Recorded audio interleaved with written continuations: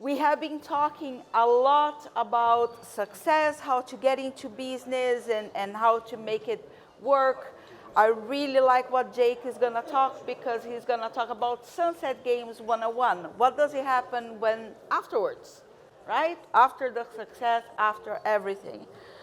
And I also told you before, like we have been the whole afternoon with the best publishers in the market, the best people working, which is awesome. Kwalee is a very old friend of the conference. They have been supporting the indie developers throughout the Big Indie Pitch for years now. And also, he's not paying attention, but it's really funny to compliment Jake and say how awesome he is because he gets red as a tomato. It's very good. I love your listening. It's the best person to compliment in the market. Every time you say anything good about Kwalee or himself, he becomes like the... You're making me blush again. Yeah, yes, it's so good. Please give a really warm round of applause to Jake Parker from Kwalee. Thank you. So, I think I'm good to go. Let me drag this in. Yes. This is amazing. Cool. So I'm Jake Parker. I'm the Senior Publishing Manager at Kwalee, and I'm going to talk to you about Sunset Games. So I could stand up here and talk to you about our publishing process. We've got an amazing publishing team that could do that for you. We've got a publishing portal that can kind of take you through that process.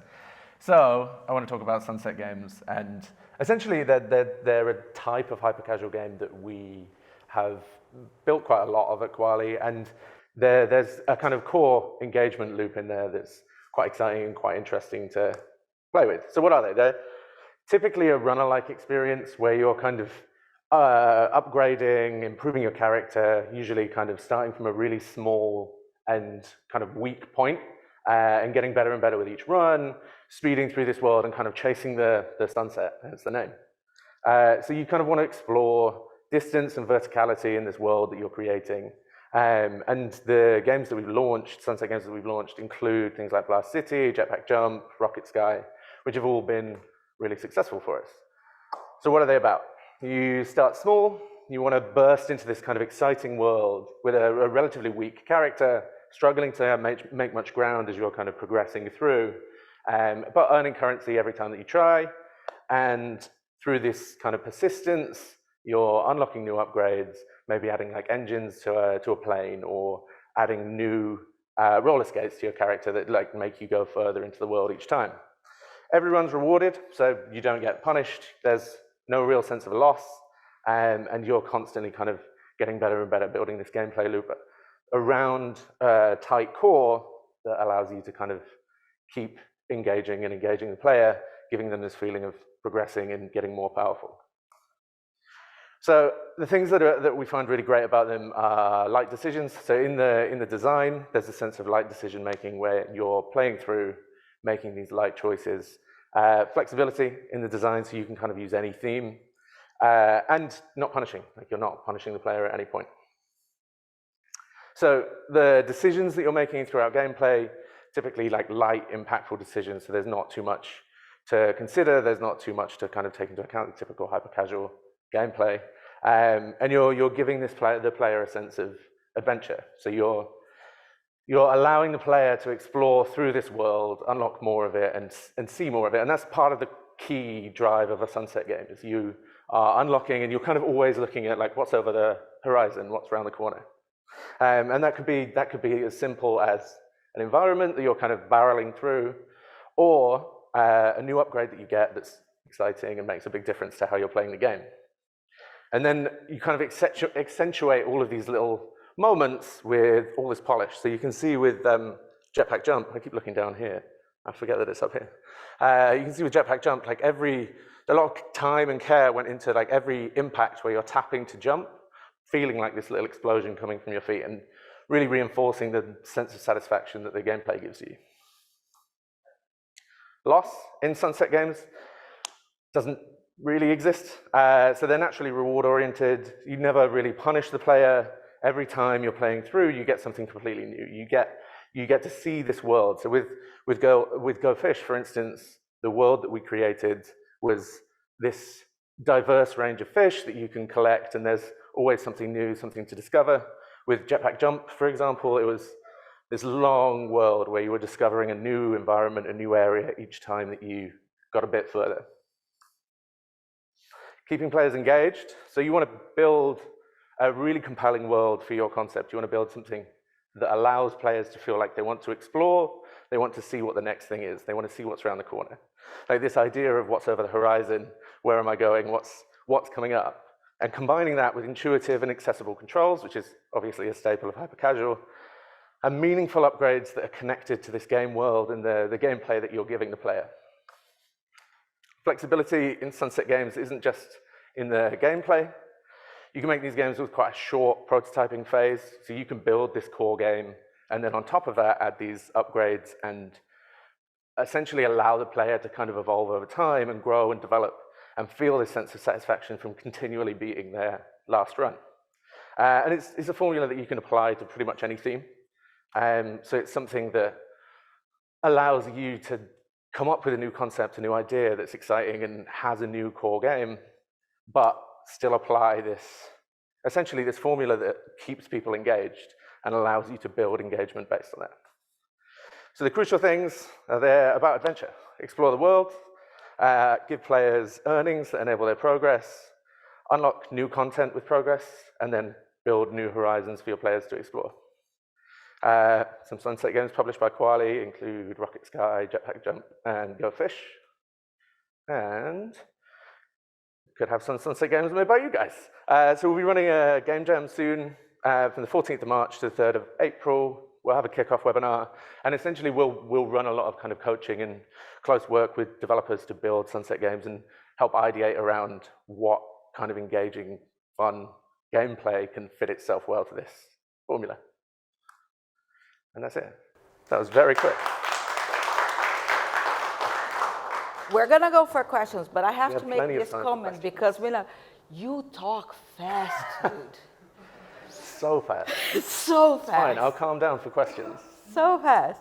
So before I will give you the questions, please think of them. I just wanted to ask one question. This term, Sunset Games, is actually new to me. Yeah. What is the differentiation between just games with live ops and the term Sunset? Oh, so games with live ops are typically games that you've kind of launched and you're building this kind of live ops. You're building like a calendar of content and stuff to keep players engaged. Whereas you've got a core gameplay there that is a hyper-casual game, right? And it doesn't necessarily need these upgrades to work. But these upgrades are kind of part of that core game. You earn, and you allow more kind of longevity with that core gameplay without having to design a bunch of levels. You design this one big world, and you keep adding in, like, your player can incrementally get better and better and better. Got it. Sorry, I had to ask that because I was the ignorant one in this one. Thank you. Hey, so Hello. My question is basically, I mean, in the hyper-casual industry, we probably have a limited amount of work to buy game, but I mean, to create a whole new world probably looks like much more complex. So what are the tips to make something, I don't know, this big world with not that same amount of time that we have for other type of games? Yeah, I think that's fair.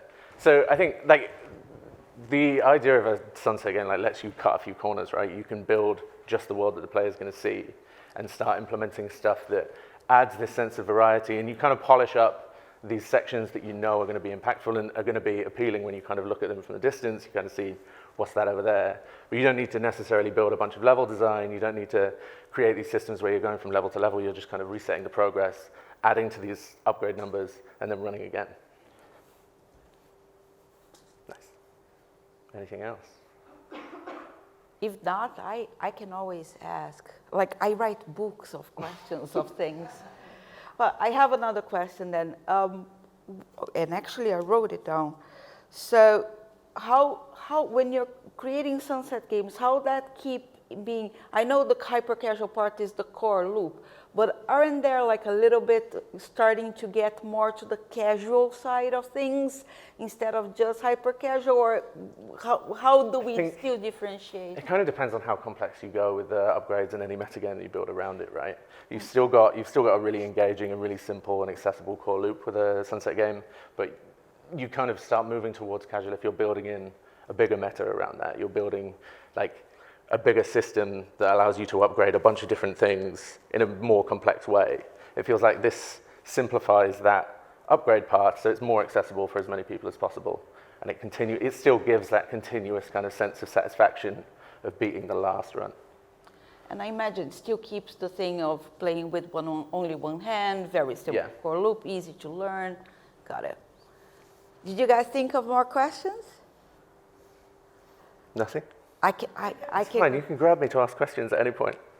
I have one more if I can. Sure. So, if someone wants to start, usually hyper-casual games are really easy to start because it's simpler core loop. If you are a beginner, it's a good place to start. Yeah. How can they start with a Sunset game in mind already? As a developer, Yep. I think start from a position of like, how do you build these upgrades so that they're compelling? If you have an idea for the core gameplay, do the upgrades fit with that? Do they work? Do they make sense in context of the game that you're playing, or are you kind of just sticking them on top? Because you find that if the upgrades aren't related to the gameplay that much, it's not going to feel like you're actually progressing as a player or improving or having any kind of impact with those upgrades. So you're then more likely to churn because you don't feel like you're improving your character in any meaningful way that affects the gameplay. So you kind of want to think about what upgrades, what improvements you can make to the player character that affect the gameplay and feel meaningful to the player.